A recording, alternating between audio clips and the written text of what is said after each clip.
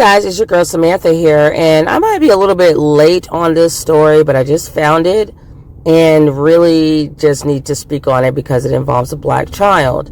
So this was published August 30th, 2021 from usnews.com, and the report says a white child put a strap on a black child's neck at camp.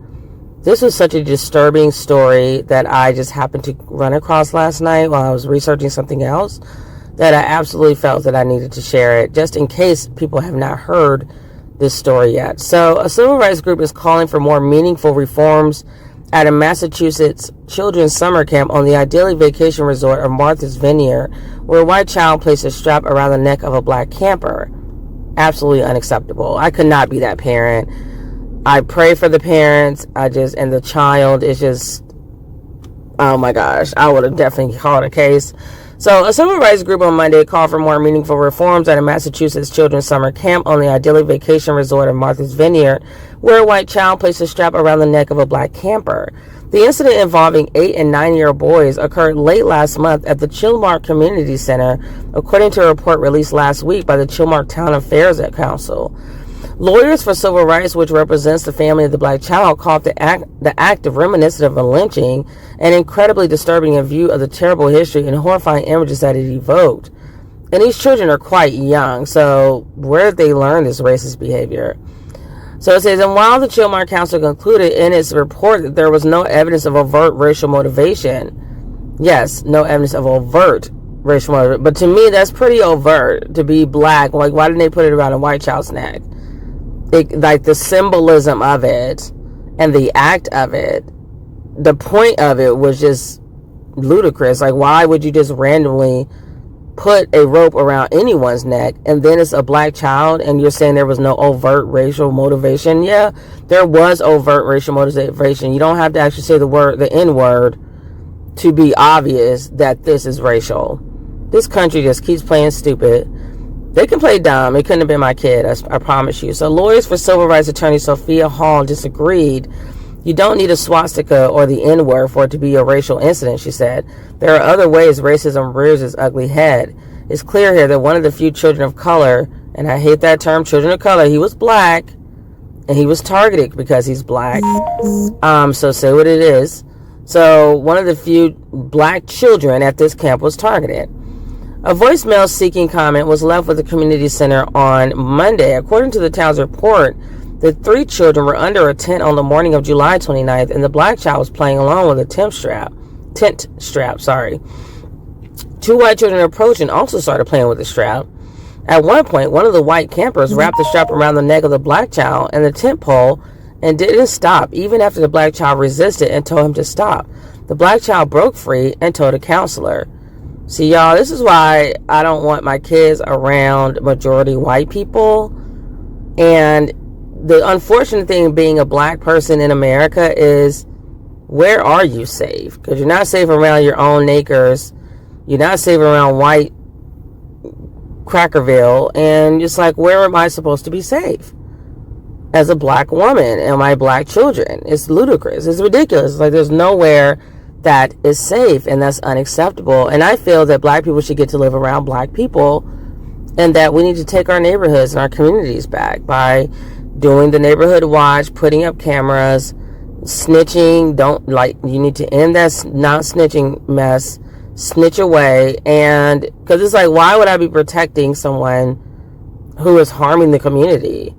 And then people say, well, I'm afraid for repercussions or whatever. Well, the person's running around in the streets like a wild person. They could still do stuff to you because they're running free. Another thing is we need to be big on self-defense, teaching black women how to handle guns, and then training up black children as they get a little older. So let's continue. So the white campers were picked up by their parents and not allowed to return for the rest of the summer. The only witness was another camper. No names were included in the report because everyone involved is a minor. No one we spoke with heard these children or any children at the community center use any racial slurs. Doesn't matter. No one cares about a racial slur. Give me a break. I mean, yes, it's bad, but you put a whole you basically assaulted this child. Those kids should be in fucking jail somewhere. Little stupid brats. So you didn't use any racial slurs or use racially charged language before, during, or after the incident, the report said. No incidents of such behavior were reported to the community center during the course of the summer program. But according to lawyers for civil rights, this was not the first time the black child had been bullied.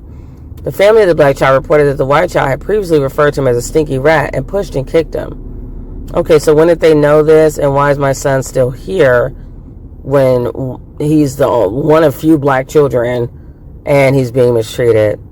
I would have snatched him out. I'm not paying, because they had to have been paying an arm and a leg for him to be there. You're at Martha's Vineyard, some camp. Negative. My child would have been out that piece. So, gotta protect our children, guys. Let's protect our children. We know what Whitey is like. They've always shown us who they are. We're the ones that seem to have Stockholm Syndrome and can't figure it out. So the Chilmark Council, in response to its own report, has proposed several reforms at the camp, including identifying opportunities to enhance diversity among campers and counselors, and a review of current policies and procedures for addressing inappropriate behavior. The proposed reforms do not go far enough, Hall said. These kids should be in jail. Juvie, whatever you want to call it, for racist brats, they need to be in jail. So the camp needs a code of conduct for campers and staffers, anti-bias training, and a meaningful outside investigation and disciplinary process for identity-based confrontation, she said. I agree. Hall, noting that the town's report was all internal, said the town also needs to bring in external consultants and experts when formulating reforms. I agree. The town has been uncooperative, I bet it has, in giving the parents of the black child the opportunity to engage with the parents of the other children involved, she said. I would sue the shit out of them because I'm pretty sure they have money. This has been a really challenging month for them, Hall said. They have been at a loss for how this happened. Why are you at a loss? This is happening in 2021. Don't you know what's going on? And apparently you don't, because you sent your child into the lion's den. So this was published September 7, 2021, and this is a continuation of the story I just read about the child who was assaulted by the white kids at this Chilmark camp. So here it says a new investigation is sought for Chilmark camp incident. There's an online petition criticizing the Chilmark Town Affairs Council report and seeks improved transparency. So the people that are doing that started this petition, you'd be surprised to know their color. They're white. So you have Saskia and David Vanderhoop. At an event in 2018, the Vanderhoops were part of the group that created the petition for a new investigation into the incident at the Chilmark Community Center. So a group of activists have put together a change.org, and I'll put the link below in the description box, petition for a transparent and participatory investigation into a strap incident that occurred at a Chilmark summer camp between two white boys and a black child. The incident occurred on July 29th at a summer camp at the Chilmark Community Center, CCC, and involved two white boys placing a tent strap around a black boy's neck. And white people always got to do stuff in more than one pair, in pairs or two or more, because they're cowards. And this is why I should just create a channel that's called Strength in Numbers, because that's really what it's about. Strength in numbers, black people. You got to roll together. We have to do everything together. You need to have more children. Stop having like one kid looking crazy. And yeah, just build up your little armies. So the boys were ages 8 and 9, which is very young to be already a full-blown racist. A formal report was issued on August 25th by the Chilmark Town Affairs Council, CTAC, the non-profit entity that runs the summer camp. Last week, the Chilmark Select Board met to discuss the report and raise questions, and the attorney for the family of the black child released a statement that called for more reforms by the camp. The petition, and I actually looked at the petition, it was started in, I guess, beginning of September. It still does not have 1,000 signatures. That's either because people don't know about it or because our country is extremely racist and nobody's signing it. So the petition, which has garnered 281 signatures in 4 days, was created by Saskia Vanderhoop and David Vanderhoop of Sassafras Earth Education, Freedom Cartwright of Freedom Rail Tours, Kyle Williams from A Long Talk, and Patrice Peterson of the Martha Vineyards Vegan Society. The petition's goal is to get to 500 signatures. As BIPOC, which you guys know I hate that term because I do not want to be lumped in with a bunch of other people. Black, which means Black, Indigenous, and people of color, my most hated term of all. And abolitionist community, members living on Wampanoag land, currently known as Martha's Vineyard. So they're basically saying the land is Indian land, apparently. We are going on record as stating that the investigation and communication with the island community regarding the incident at the Chilmark Community Center, in which two white boys placed a tent strap around the neck of a black boy, is being mishandled and is causing further harm to all community members, especially those in BIPOC communities. The online petition titled Racial Truth and Reconciliation reads in part, the group criticized a month-long wait time for a response from the CTAC representatives and that the report was unsigned. The petition also took issue with the report's stated purpose to, quote-unquote, answer the question whether race played a role in the incident that occurred at the center on July 29th, calling it, quote-unquote, deeply troubling. For a month, our island community was asked to wait for the results of the investigation, during which we did not receive any updates regarding the investigation, how it was being conducted, or by whom, the petition said in part. The group stated that an unsigned report cast doubt on its integrity. To question whether race played a role in the incident demonstrates a lack of knowledge and understanding of the history of the USA in regard to race and lynching, and a lack of input and guidance from members of the BIPOC community. In other words, only white privilege would pose the question of whether race played a role in an enactment of lynching, the petition adds. The group states the focus is not to shame or punish the boys involved. Yes, it is. What you need to do is punish. Why are white kids so fucking protected? This racist fucking country. Like, you were grown enough to put a strap around his child's neck, and even after he told you to stop, you still did what you did. You're hateful. You need to be held accountable. Jesus. Like, yes, you should be shamed. You should be punished. That's common sense. This is what's wrong with black people. They lack common sense. So instead, it requested Town Affairs Council, members of the Chilmark Community Center Executive Committee, and members of the Chilmark Select Board work with the island's BIPOC, and I hate that term, community, and engage a rigorous, reputable BIPOC organization to handle. This is concerning black people, right? So why are we talking about BIPOC? Call people what they really are. We are not in any way, shape, or form synonymous with each other. We're not a group that's united. We're none of that shit. We're totally different groups. Totally different groups with different histories, different everything. You can't enslave me and then put yourself in a group with me. We're not going to do that. So they need to just call themselves a black organization. It's such bullshit. So they want a reputable black organization to handle the investigation and the reporting on the investigation going forward, which includes community listening sessions and a transparent accounting of the actions and decisions of all involved that led to a lynching enactment of a black boy in your care.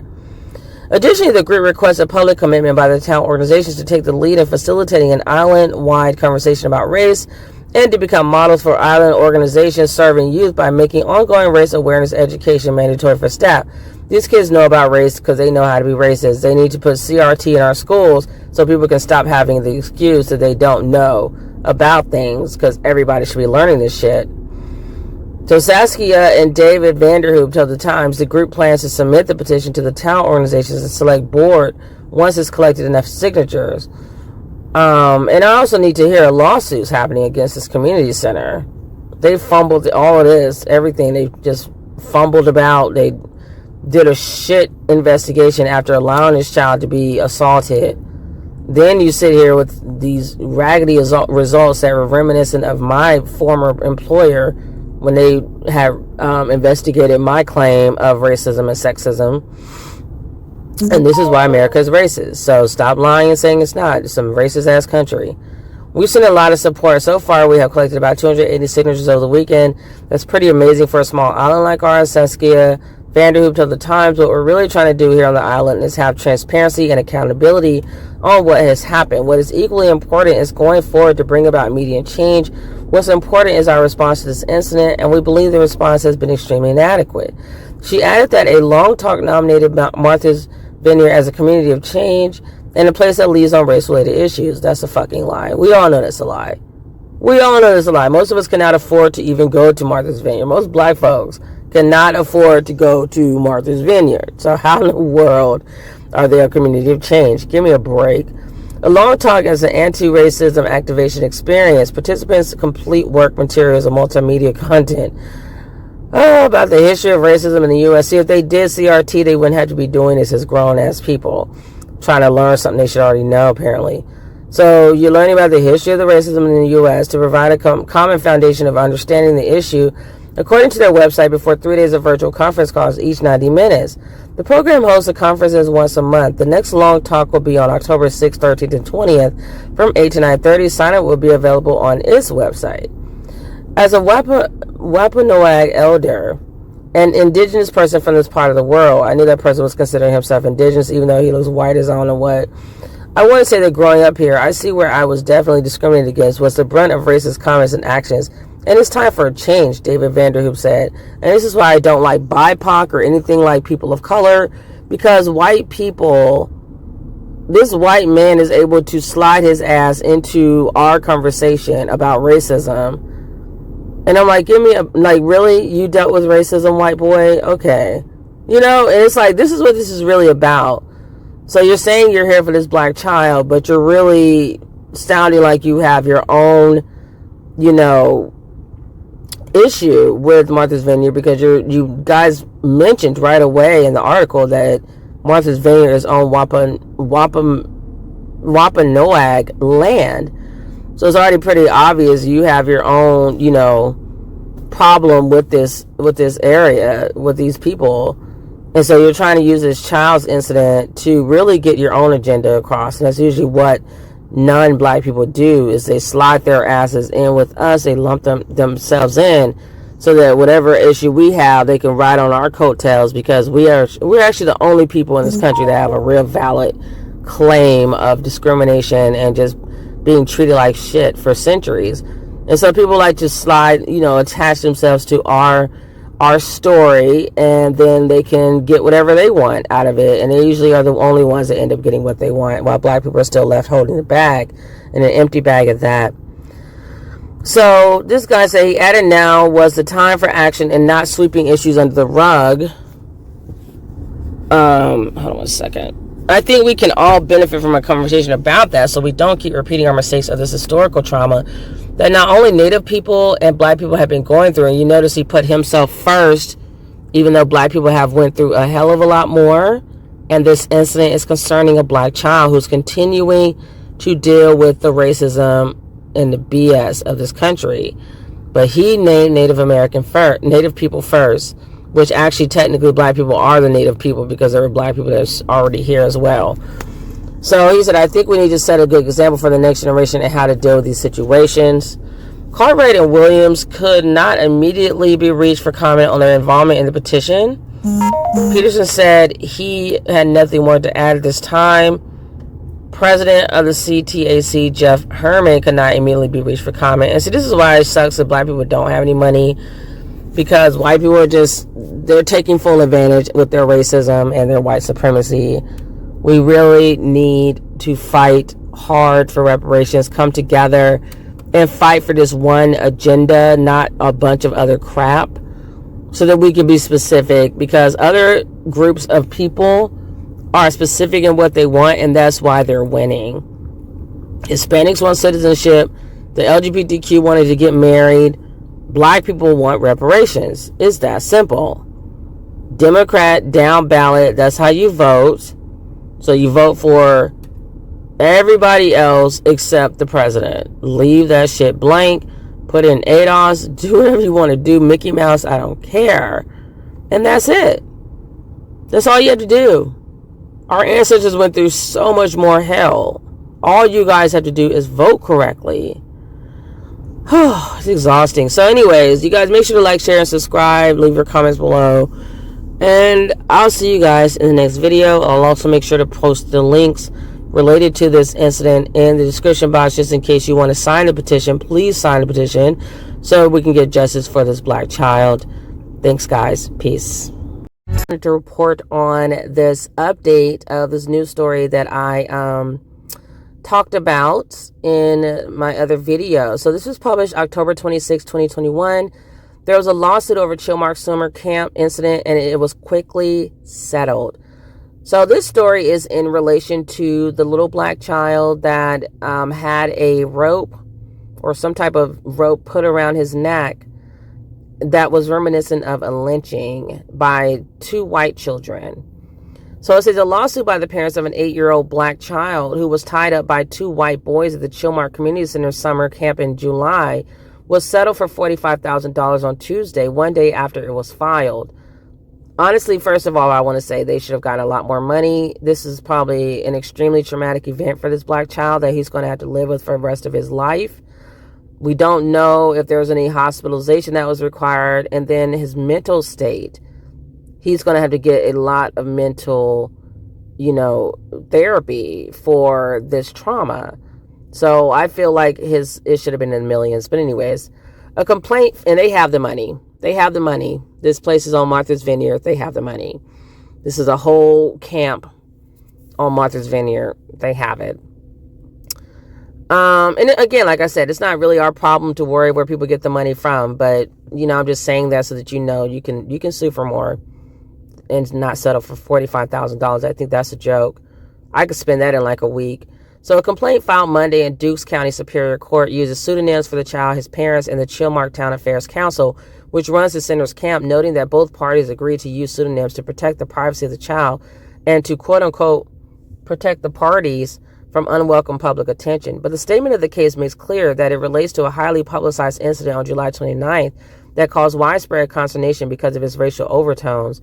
In their complaint, the parents, identified as James and Jane Doe, never referred to the race of the children, stating only that one camper engaged in rough physical play with their son, referred to as John Doe, causing him to sustain personal injury and harm, including abrasions on his neck. Luckily, they didn't snap his little neck. This is extremely disturbing, and they definitely deserve more money than that, $45,000. The complainant alleges that employees of the camp failed to prevent the rough play and failed to stop it within a reasonable time to prevent injury and harm. Moreover, the complaint contends that subsequent actions by the Town Affairs Council, referred to in the complaint as ABC Corporation, which we know is really the Chilmark Camp Community Center, caused him additional injury, loss, and harm. Yeah, they tried to cover it up, and that just had to add to the trauma that this child had to endure, because they basically did an investigation on themselves, an internal investigation, and said they found no evidence of any racial, bias that was, they probably tried to say, oh, it was just child's play, boys will be boys. Not in this era. So, and not in this country. So the complaint was filed by Boston attorney Orrin Selstrom, identified as part of Lawyers for Civil Rights. A separate civil action cover sheet says the child sustained a neck injury and claimed damages of $500,000 for mental and emotional distress. That sounds more like it to me. But on Tuesday, both parties filed a petition for the court to approve a settlement of $45,000, including $11,250 in attorney's fees. That's ridiculous. That's absolutely ridiculous. I couldn't. My child would deserve way more than that. And then the attorney fees are coming out of that. So the balance of the money, $33,750, will be placed in a custodial account for the benefit of the child. The petition, so much money. They might as well just invest it and hope it'll at least gain some interest, that will grow that way. So the petition states that ABC Corporation denies that the injury, loss, and harm alleged by the parents are caused by his negligence and wrongdoing. The settlement of this case constitutes a compromise settlement of disputed legal and factual claims, the petition says.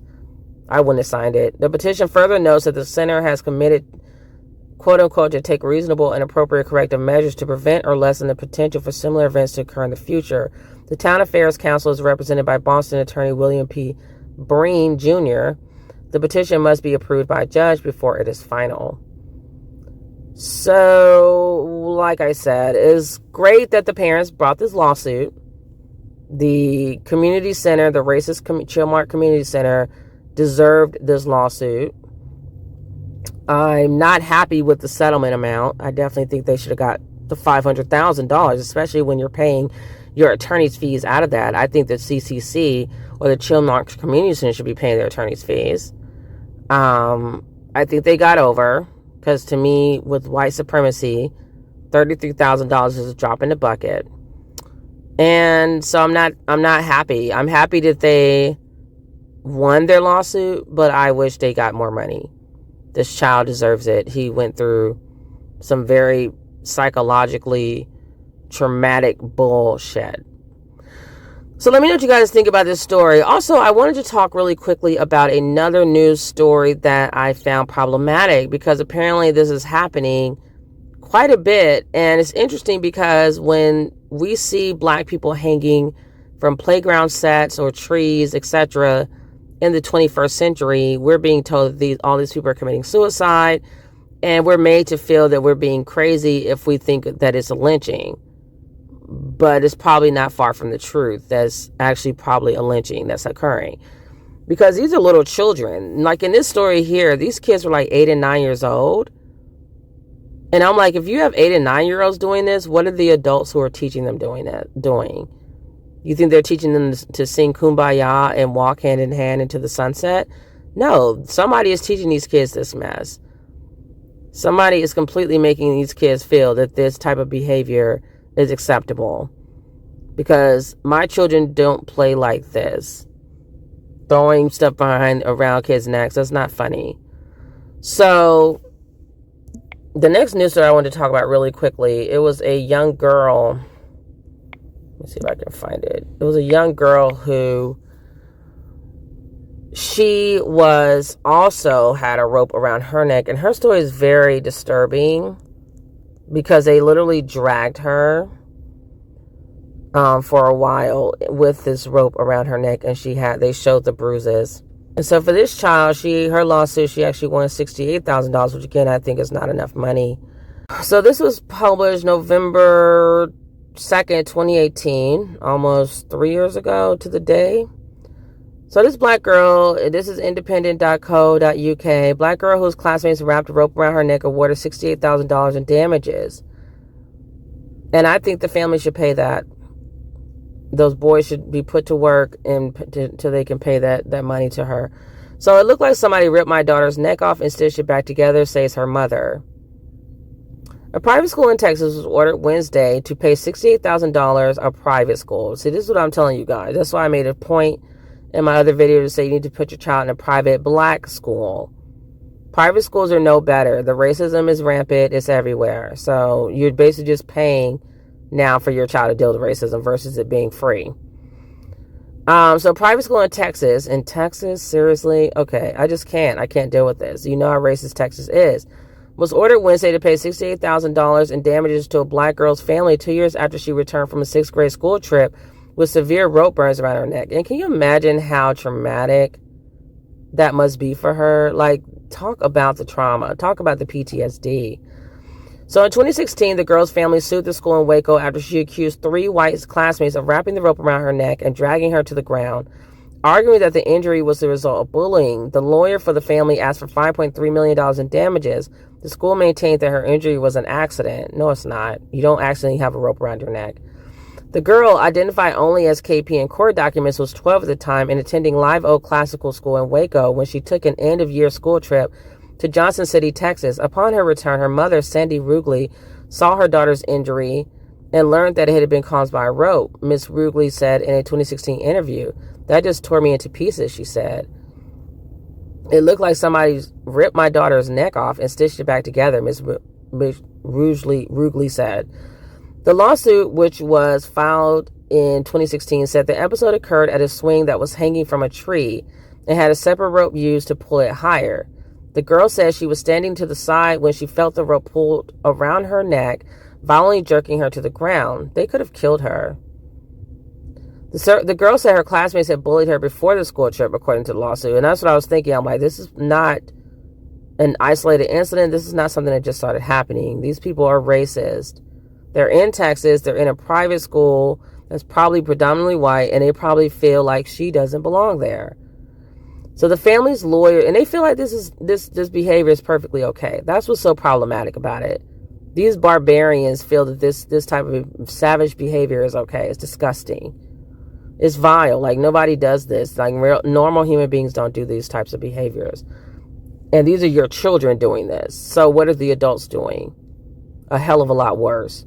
So the family's lawyer, Levi G. McCatherine, too, said he saw race as playing a role in the school's failure to notify the girl's parents after the episode.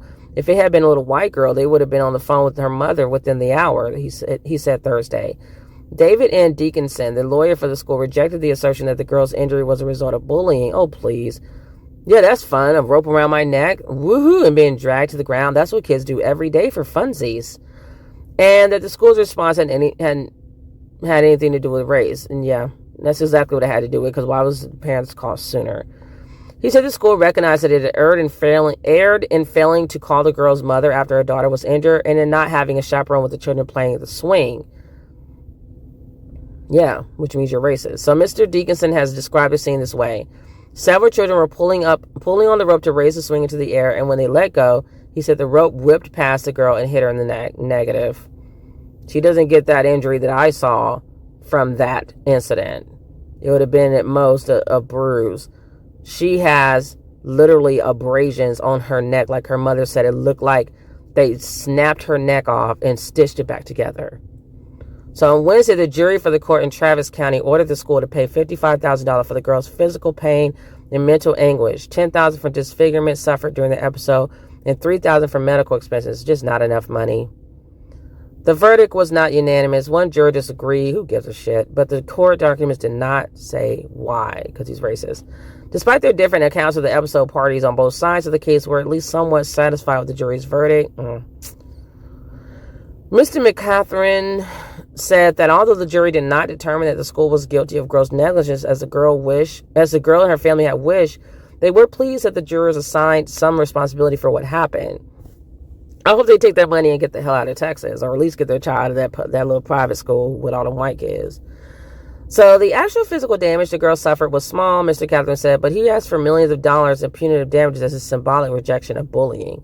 We were asking them to award symbolic damages. See, black people need symbolism. Ain't nobody got time for that mess. I really would want that money. She's deserving of that money. So we were asking them to award symbolic damages to demonstrate the fact that the people of the state of Texas aren't going to put up with that, he said. The finding of gross negligence, a more serious assignment of responsibility, would most likely have resulted in a steeper price for the school, which is what they should have been found guilty of. Mr. Dickinson said the school, which has about 400 students in junior kindergarten through 12th grade and affirms the principles of Christianity, which is a joke, believed the verdict was fair and consistent with the school's assertion that the girl's injury was an accident. Christianity is a white man-made religion as based off of African religions. If you're black and you're still following Christianity, I feel sorry for you. The jury clearly saw through the efforts of the plaintiff's attorney to use his client to profit by alleging current hot-button issues without any factual basis, he said in a statement. Mr. McCatherine said the girl, who was 15, was now being homeschooled. Good for her. Good for her parents for protecting her and doing the right thing by her. So make sure you guys like, share, and subscribe. Leave your comments below on these two very disturbing news stories about these black children. And I'm pretty sure there's so many others that we don't even know about. This has to stop. This has to stop. And I am happy that the parents did bring lawsuits in each of these stories, even though I'm not in agreement with the settlement amount. I definitely feel like there should have been way more than that. These are children. So the trauma, they're very impressionable. They're young. The trauma is long lasting. I definitely feel that they should definitely have had a lot more money awarded to them. That's my take on that, and I stand by it. So you guys make sure to like, share, subscribe, leave your comments below, and I'll see you guys in the next video. Peace.